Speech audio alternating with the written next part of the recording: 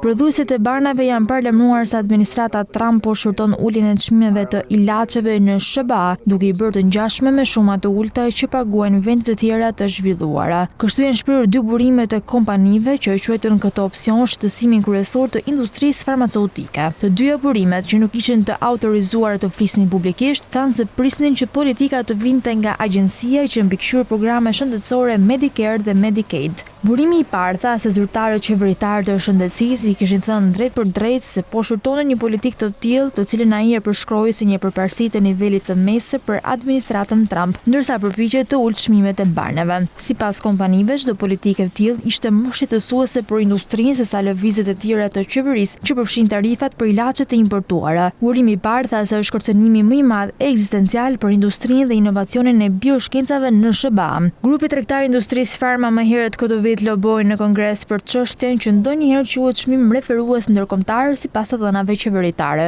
SBA-ja është vendi që paguan më shumë për ilaçet në botë, shpesh gati 3 herë më shumë se shtetet e tjera të zhvilluara. Presidenti Donald Trump ka thënë se dëshiron ta reduktojë këtë diferencë, por nuk e ka specifikuar publikisht se si do ta arrijë këtë. Në mandatin e tij të parë, programi i propozuar ndërkombëtar i çmimeve referuese i Trump u bllokua nga një gjykatë. Propozimi i Jerry Trump 5 vjet më parë parashikonte të kursente taksa paguesve më shumë se 85 miliard dollar gjatë 7 viteve, duke ulur shpenzimet vjetore të SBA-s për më shumë se 400 miliard dollar për ilaçet. Trump nuk e ka ngritur publikisht idenë e çmimeve referuese që nga marrja e detyrës, por grupi konservator i ekspertëve America Institute e ka bërë këtë gjë. Në një dokument të qarkulluar gjërësisht muajin e kaluar, grupi tha se politika mund të zbatohet brenda negociatave të çmimeve të ilaçeve të Medicare. Akti i reduktimit të inflacionit i ish-presidentit Joe Biden i lejon qeverisë të negociojë çmimin e ilaçeve të saj më të kushtueshme. Çmimet për 10 ilaçet e para me recetë që negociohej ishin ende mesatërisht më shumë se 2 fishi dhe në disa raste 5 herë më shumë se ato që kishin rënë dakord prodhuesit e ilaçeve në 4 vende të tjera me të ardhurat të larta, raportoi Reuters. Çmimi referues mungonte në urdhrin ekzekutiv të kujdesit shëndetësor të Trump javën e kaluar, por një analist tha se duke i dhënë udhëzime qeverisë për të siguruar vlerë më të mirë për ilaçet e mbuluara nga Medicare, kjo mund t'i ketë hapur derën kësaj politike.